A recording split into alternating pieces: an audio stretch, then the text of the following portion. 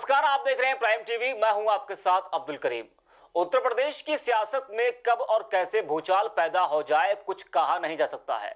कब कौन दोस्त और कब कौन दुश्मन बन जाए इसकी कसम भी कोई नहीं खा सकता। इसके पीछे एक बहुत बड़ा कारण है। कारण यह है कि यूपी में सियासत के कई मायने हैं। बड़े बड़े दिग्गज नेता भी दिल्ली की राजगद्दी पर बैठने के लिए भी यूपी से ही निशाना लगाते हैं। ऐसे में एक बार फिर मायावती ने सपा से बगावती सुर छेड़ दिए। जानिए आखिर क्यों माया हो गई अखिलेश से खफा।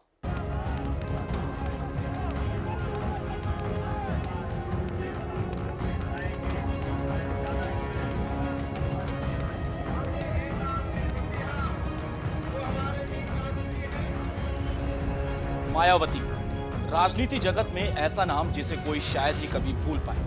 90 के दशक में अपनी राजनीति शुरू करने वाली मायावती यूपी में 4 बार सीएम बन चुकी है। एक वक्त था जब राजनीतिक जगत में मायावती का सिक्का चलता था, लेकिन अब धीरे धीरे मायावती के सामने पार्टी की इज्जत बचाने की बड़ी चुनौती सामने आ गई है। 2017 के विधानसभा के चुनाव के बाद से ही मायावती के करीबी ही उनसे दूर होते चले गए। एक के बाद एक पार्टी के कद्दावर नेताओं ने मायावती और उनकी पार्टी से किनारा कर लिया।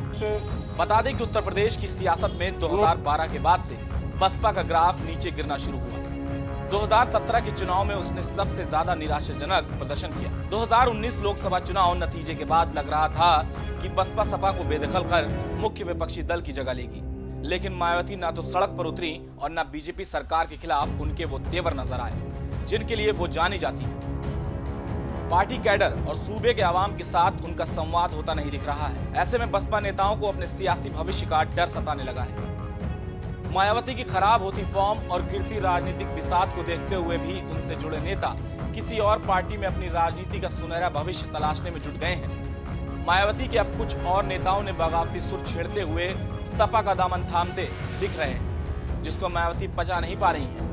बहुजन समाज पार्टी में बगावत पर पार्टी की राष्ट्रीय अध्यक्ष मायावती ने समाजवादी पार्टी पर निशाना साधा है। मायावती ने कहा है कि हमारे 7 विधायकों को तोड़ा गया है, सपा की यह हरकत भारी पड़ेगी। उन्होंने कहा कि हमारी पार्टी ने लोकसभा चुनाव के दौरान सांप्रदायिक ताकतों से लड़ने के लिए सपा के साथ हाथ मिलाया था। हालांकि बीते लोकसभा चुनाव में मायावती ने गेस्ट हाउस कांड को भुलाकर सपा का दामन थामा था, वो भी राजनीतिक फायदे की ओर इशारा कर रहा था। चुनाव के ठीक बाद मायावती ने सपा के खिलाफ बगावती सुर छेड़ने शुरू कर दिए थे। अब जब एक बार फिर माया सपा से नाराज हो गई है तो ये कहना कहीं से अतिशयोक्ति नहीं होगी कि कल को फिर मायावती राजनीतिक फायदे के लिए सपा से हाथ मिला ले। Political desk, prime TV.